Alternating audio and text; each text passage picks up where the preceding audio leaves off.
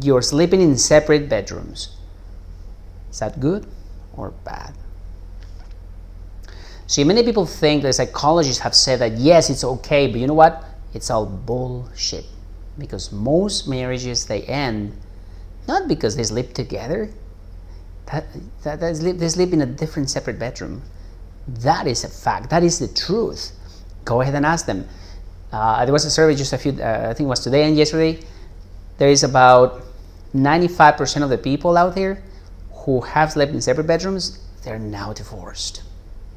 See, and the biggest issue with this is that you are having the reason is not that you sleep in a separate bedroom, but the problem is under the surface, and you are avoiding them. In this video, we're going to look into the implications of this and how you can avoid it, because look, you're going to end up in a divorce. You're going to end up breaking up if that doesn't change. So, what's going on? In reality, we are having a very serious problem. This communication, this breakdown in communication is the most serious problem, the most serious threat to our relationship. Number one is, okay, no communication, no sex, financial problems. See, tell me you're wrong. Like, you tell me you're wrong.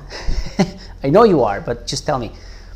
This thing is, you realize that deep down there is actually something else. It's not this snoring that you blame it on, like this woman who said, he snores so loud, wakes me up in the middle of the night, but she's now divorced.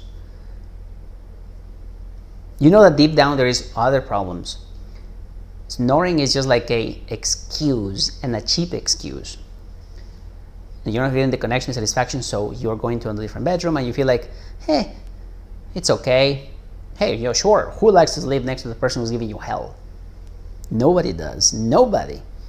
But this is what we're going to do here. See, we want to find a way to deal with this. The first thing you're going to be willing to do is to understand that you're not fully committed. That's the truth.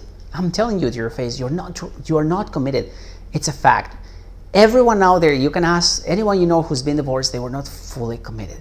That's why they go to sleep. Instead of trying to talk about the problems and find solutions, what they're doing is going to a separate bedroom because it's easier.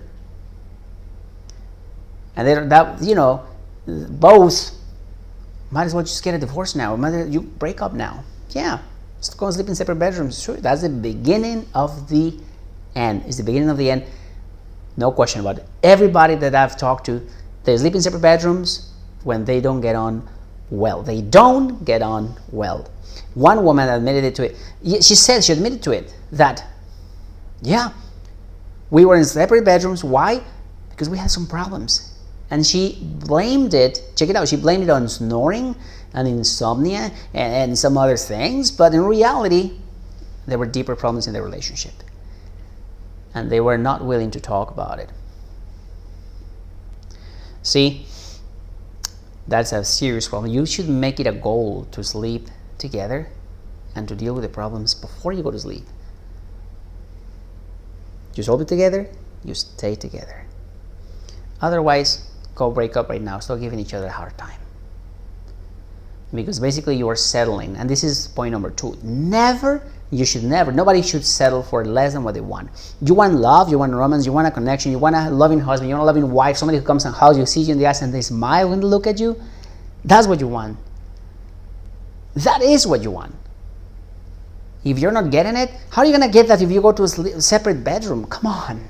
Don't lie to yourself. Don't settle. Those who settle, they never have a satisfying relationship. They never get it. They never have a satisfying relationship. These are the lies we tell ourselves. Psychologists have said it. Everybody knows it. You know it. People know it. I know it. My clients, they all dealt with that.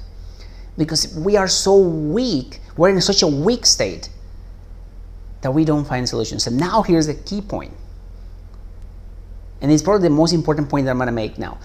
It is, you have to be strong enough to walk away, but you got to be even stronger to talk about the situation head on, fearlessly. Be willing to put yourself out there. Step out of your comfort zone. Avoiding the problem by sleeping in separate bedrooms is never the solution. You cannot sleep in separate bedrooms on a daily, consistent basis. You're going to end up in a divorce. You're going to develop yourself. Be strong enough. You're here looking at this video. You're listening to me. All the couples that I work with, all the people that I've coached, now they're stronger because we're weak in the head, you know. We're weak, emotionally weak, we're psychologically weak, self-esteem. We need to build up, build yourself up. We need to do it. That's what I did. It took 2 years for me to overcome this syndrome as an emotional man and a weak man. And when I overcame it, my relationship began improving, but then I feared that my wife didn't want to do that. She didn't want a better relationship. She didn't want to take action. So that was when I was strong enough to walk away, but I was even stronger to face the situation, find a way to solve it. I tried my hardest. When she didn't cooperate, that was evidence for me that I wouldn't settle, and I walked away. And I'm inviting you to do exactly the same. You settle for less, you're saying, hey, give me more of that. I want this, but if you give me some of this, that's just good enough. No satisfaction. Found this of value? I invite you to subscribe to my channel.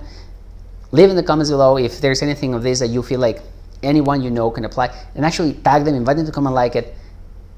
And if you don't know what to do, if you're very confused, you want to avoid that breakup, you want to have that love, romance, and satisfaction again, there's my website. Book a call. I'll talk to you then.